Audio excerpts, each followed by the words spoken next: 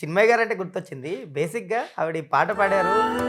మేఘం వీడి వస్తున్న వాన ఈ పాట కొంచెం ఎవరో పెట్టి సూపర్ సాంగ్ అని ఆవిడ గుర్తు చేస్తే ఆవిడ నేను పాడినట్టు కూడా గుర్తుకులేదు. మీరు గుర్తు చేసినందుకు థ్యాంక్ యూ అని చెప్పింది. అవును. ఏంటి బేసిక్‌గా చాలా రోజులయిందా సాంగ్ కంపోజ్ చేసి ఆవిడ మర్చిపోవడానికి రీజన్ ఏంటి? లేదన్న సినిమా రిలీజ్ ముందే పాడిపించినాం. ఓకే.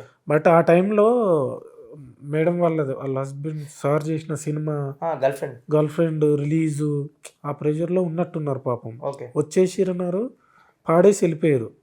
ఓకే. పాడేసి వెళ్ళిపోయారు. అంతగా అంటే అప్పుడు ఏదో ప్రెషర్లో ఉన్నారు. నాకు అనిపించింది ఏదో ఏదో అదే ఈ సినిమా రిలీజు వాటిలలో ఉన్నట్టున్నారు పాపం. పాట చాలా బాగుందండి, ఎక్స్ట్రాడినరీ కంపోజిషన్ అన్నారు, పాడిరు. లిరిక్స్ చిన్న చిన్నవి ఏవో అక్కడక్కడ మాకు ఇది అనిపిస్తే కూడా ఇది పాడొచ్చా ఇట్లా అని అడిగిరు, పాడిరు. బట్ వాళ్ళు పాడుతూ ఉంటారు కన్నా, వాళ్ళు అంటే పెద్ద సింగర్స్ కదా, రోజుకు 2 పాటలు అట్లా పాడుతూ ఉంటారు. మనం ఆ టైంకి మనం తెలిసిన కంపోజర్ కాదు. సో ట్యూన్ బాగా నచ్చింది. పాపం అట్లా మర్చిపోయి ఉండొచ్చు కానీ వాళ్ళు కావాలని మర్చిపోయి ఉంటుందని నేను అనుకోలే.